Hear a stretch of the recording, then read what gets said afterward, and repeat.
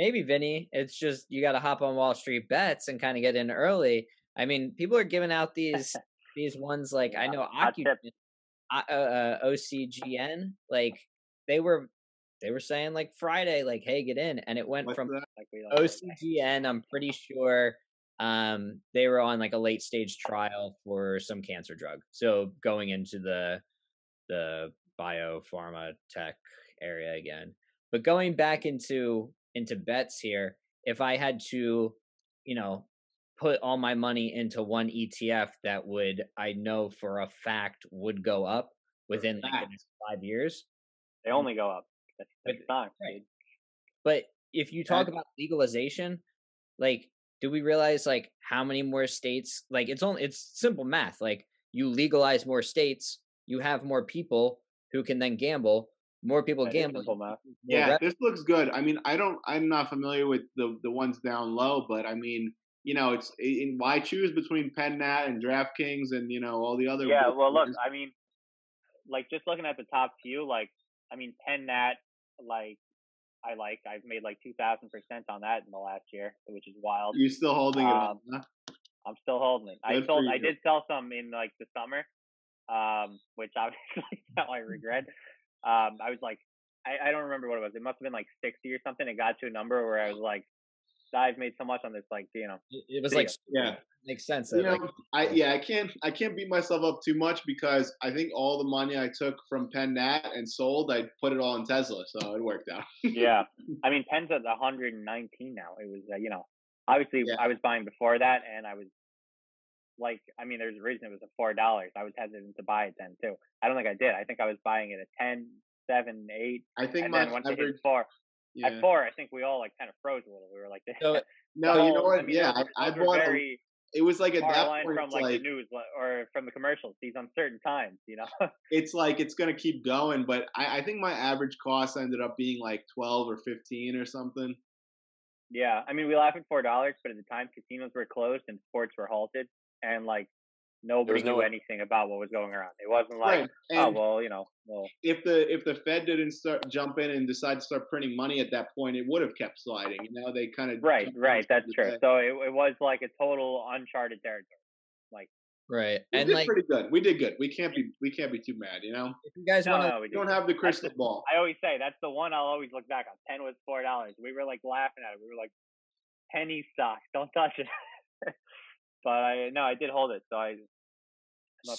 DraftKings is the other one that I hold, and I like that one as well. A bit more information here. So like obviously, like we know, like Penn National Gaming, PointsBet, Score is a media company in Canada that's getting Score. That's like the app, right? The Score. Yeah, they're getting into some sort of fantasy and gambling. DraftKings, obviously, we know William Hill, big name with an app. Name. Flutter is FanDuel. So Flutter owns FanDuel, Betfair, PokerStars, Fox Bet. That's all under that. Then you see this one right here. So I know GAN through work. So GAN is a gaming provider. They do a lot of the back end stuff. So like a lot of stuff that has to do with the games and stuff, different casino games and all that. They're one of the core providers with all of that. So they build all that back end technology. Churchill Downs, another casino and sports book. Caesars Entertainment, Golden Nugget, same thing. MGM. Now a lot of these have, if I'm not mistaken, international exposure as well, right? Because obviously, like in Europe, sports gambling is already well established. But right. So this one right here, a lot of the names I recognize from like being European sports books. Yeah, and GameSys, they're one that is in the UK and also in the US. So yeah, there's a lot in here, and obviously a huge diversity. I mean, it's a whole list. And they're not exclusive to Europe. I know a lot of those companies are trying to break into the United States, such an emerging market. Yeah, and I just heard about a project that's going on in the Caribbean, where they're looking to start legalizing some stuff in the Caribbean. So we'll see, how that area starts legalizing some gaming and things like that. So, I mean, as it becomes less of a taboo and more of a social experience, I think we're just going to continue to see more people get involved in it. Like I said, I legalization. mean, I already think it's like as far as a taboo. I mean, like it's totally gone mainstream. I mean, the leagues themselves are like pushing this. Right. Where like even 5 years ago, I mean, uttering the word gambling in the NFL would be unheard of. Baseball is one of the more hesitant leagues to get into it, and like, I mean, gambling in baseball is, it's like a mortal sin. But Pete Rose, rest in not dead peace, Baseball Hall of Fame, rest in peace. But rest in Pete. Rest in Pete. But now the leagues are starting to embrace this, so it's like totally. Well, yeah, that's what's going to open up, because the leagues, I mean, hold all the power, really. I mean, when it comes to like sports gambling, like they're gonna, if they start lobbying hard for this, once they see like the revenue for them, then it's going to open up. Go ahead. The leagues know that they can make a bunch of money, and so do the states. And once they come together, obviously a lot of lobbying with the different gaming companies in the states going on there. But like I said, legalization equals more population, which equals more money. It's only going to go up. New York's on, Cuomo's holding it up because he's not sending our best people. Go on.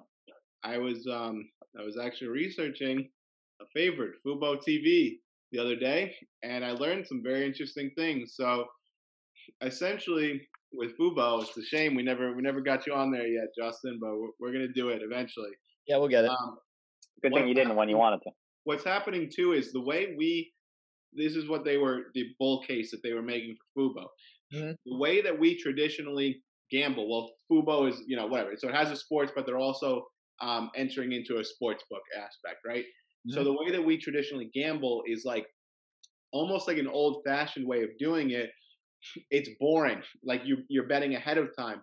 Whereas the new fad, and they said that this is very popular in Europe, and like it's caught on there, and it's gonna start catching on here as things get legalized, is like a live betting. So like instead of betting who's gonna win the Super Bowl, Pats, or the Chiefs, instead of doing bets like that, you'd be in game watching, and it would be like, is the kicker about to hit this field goal? Bet yes, no, stuff like that. That's live, like in real time.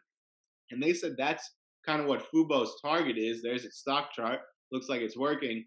That's what they're going for here. Not as much, but that was very interesting because I never thought about it that way. That when you think about like, fast paced, like, sports betting like that. And you can do that through the TV. Yeah. Like, so it'd all be through the same remote. So yeah, so I'll dive in if you want me to here. So wait, can I just say I have two questions? If you could hit on, I have two questions here, and they don't need to be answered now if you're going to give a spiel. But one, can you do it through the TV? Like I said, like through the same remote. But the other one is FUBO TV like Roku TV, in that you have to essentially get, you download the apps and stuff from different streaming services.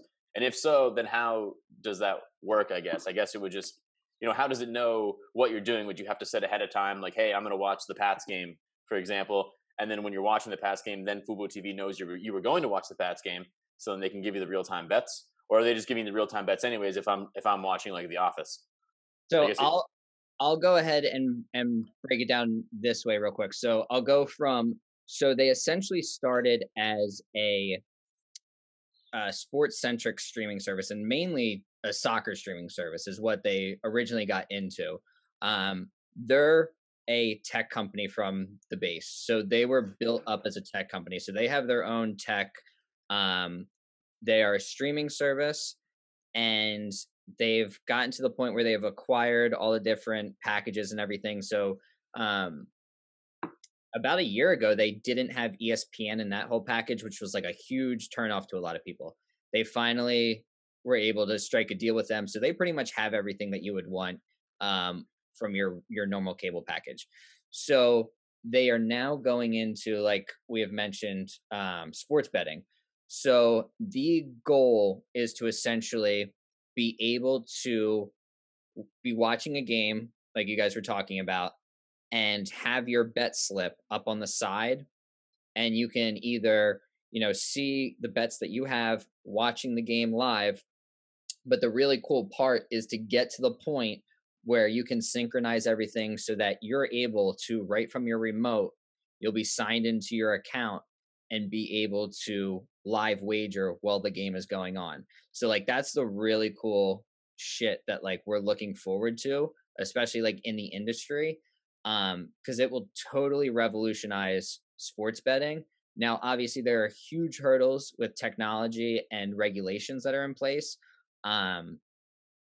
but that's primarily the goal around it, is to get it to the point where you can have your bets up on your screen and you're able to live wager in the moment while the game's going on right from your streaming service.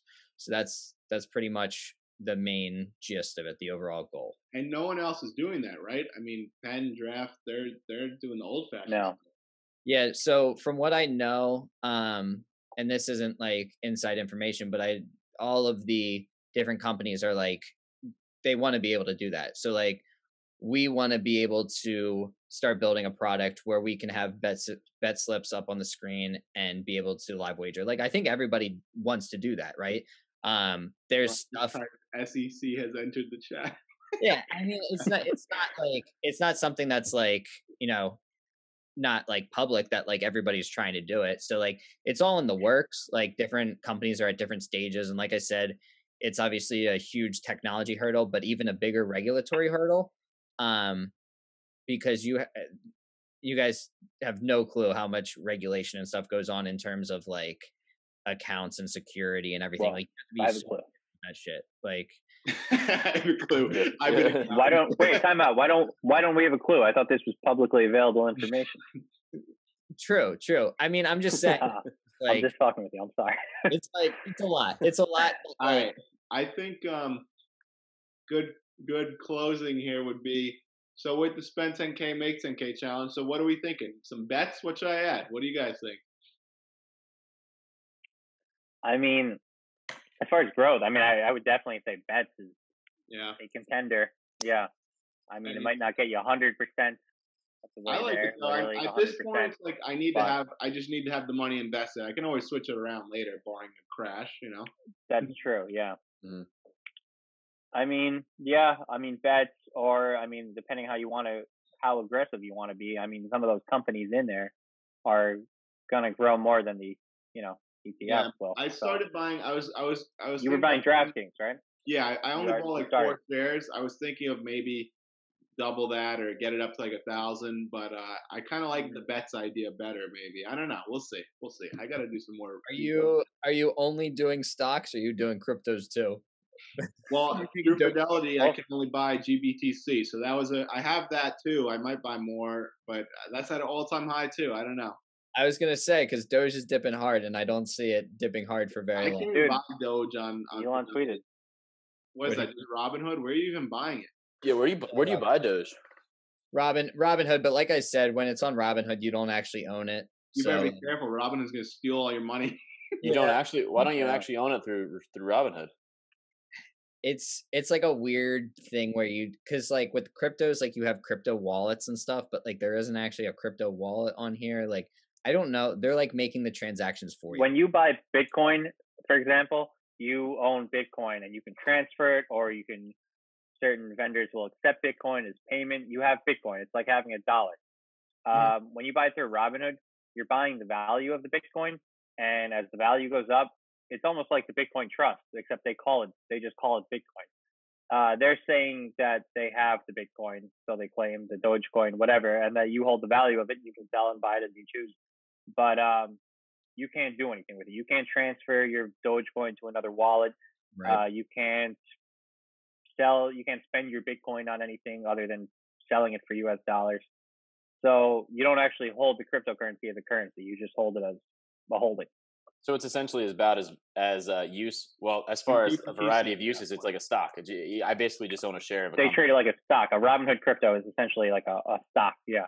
They just give you the value, and they say we have it, but you can't touch it. All right, guys, I gotta head out, but this is fun. I think this is to become a not an annual tradition. Valentine's Day weekly? Question mark. I mean, we didn't even dive into some of the alternative assets that. Dude, save it. Write it down. So yeah, I definitely. Justin had his whole thing. Yeah. I definitely want to next at least week have some time to get on the be sports cards and then NTFs with NBA Top Shot, because it's really awesome, and the future of it is just insane. Like I made 10x getting in on one of these huge booms right before it happened. So definitely a lot of money to be made in alternative assets for sure, and especially NTFs.